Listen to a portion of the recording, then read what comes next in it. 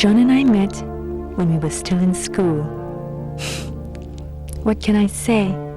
He swept me off my feet. We got married right after he graduated from university.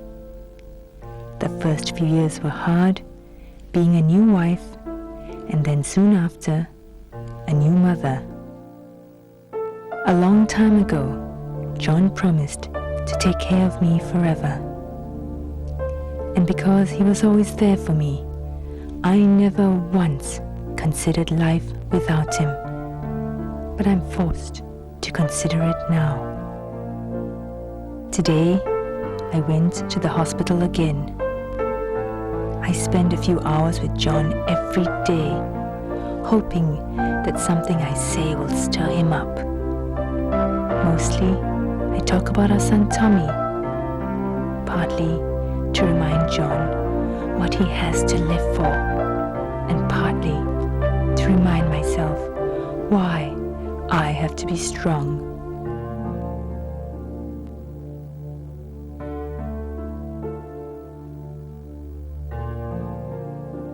John and I planned so much for Tommy. He wants to be a martial artist when he grows up. And John always wanted a doctor in the family. I just want to give my boy the best shot in life. Now that John is in hospital, we have to make many sacrifices. With the bills piling up, I had to stop Tommy's taekwondo lessons. I had to put him in a school nearer home and cut down on all luxuries. But the biggest sacrifice of all is our time together. Between worrying about John and working the extra hours, I am just so exhausted.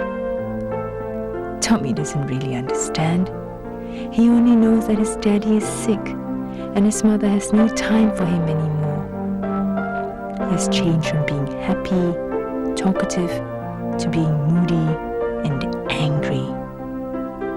It breaks my heart to see my son suffer. If only I hadn't stopped John from taking up that MAA policy.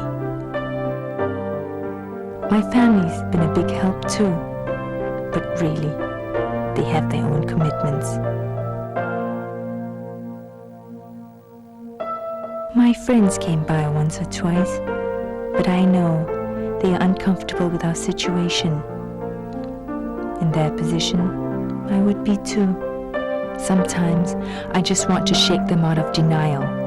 I want them to realize that what happened to us can happen to them also.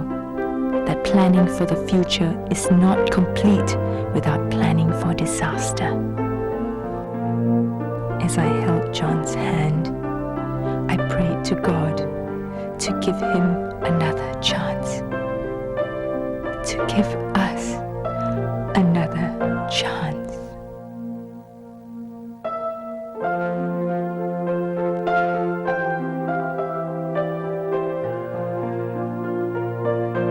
The worst is over, but I'm no longer that naive and optimistic little girl that John married.